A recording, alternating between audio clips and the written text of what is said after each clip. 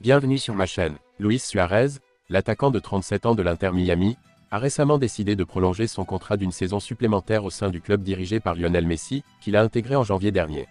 L'ancien avant-centre du FC Barcelone et de l'équipe nationale uruguayenne, Luis Suárez, a officiellement paraphé une prolongation de contrat d'une année avec l'Inter Miami, comme l'a annoncé le club de Major League Soccer MLS, mercredi. Avant de continuer, prends le temps de souscrire et appuyer sur la touche de notification pour les futures vidéos. L'attaquant âgé de 37 ans a inscrit 25 buts toutes compétitions confondues depuis son arrivée au club en début de saison, dont 20 lors de la remarquable saison régulière de Miami. Je suis extrêmement ravi et enthousiaste à l'idée de prolonger cette expérience d'une année supplémentaire et d'avoir l'opportunité de partager ces moments avec des fans qui, pour nous, ressemblent à une véritable famille. Nous entretenons un lien profond avec eux, et j'aspire à ce que l'année prochaine, nous puissions leur procurer encore davantage de joie, a affirmé Luis Suárez dans le communiqué du club annonçant la nouvelle.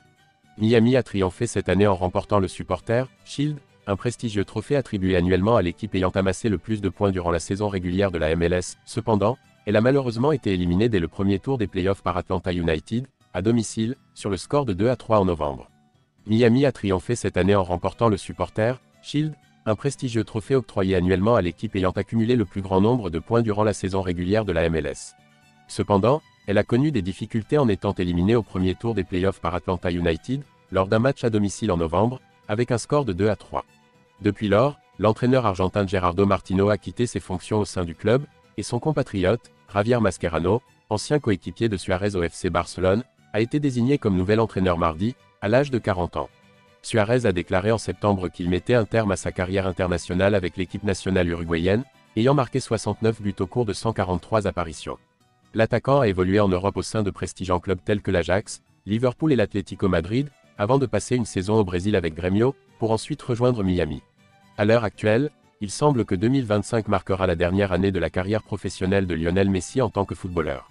Lionel Messi dispose d'une probabilité significative de prolonger sa carrière jusqu'en 2026, étant anticipé qu'il prendra part à la défense du titre mondial pour l'Argentine. Cependant, Messi n'a pas encore exprimé un engagement total à demeurer en Argentine jusqu'à la Coupe du Monde de 2026, prévue en Amérique du Nord. Néanmoins, il est raisonnable de s'attendre à ce qu'il agisse en ce sens, surtout dans l'hypothèse où il choisirait de renouveler son engagement avec l'Inter Miami, dont le contrat prend fin à la fin de l'année prochaine. D'après TIC-Sport, relayé par MD, l'Inter Miami envisage de proposer à Messi une extension de contrat qui pourrait le maintenir au sein du club jusqu'à la clôture de la saison 2026 de la MLS. À l'heure actuelle, il semble que Messi envisage de conclure cet accord, dès qu'il en aura l'opportunité.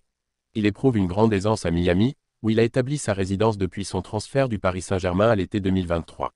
Lionel Messi a été sélectionné parmi les candidats pour les prestigieux prix FIFA The Best. Le capitaine de l'équipe nationale argentine a été distingué parmi les meilleurs footballeurs de la planète pour l'année 2024, ayant conduit son équipe à la victoire lors de la Copa América aux États-Unis et ayant remporté le Supporters Shield en MLS avec l'Inter Miami.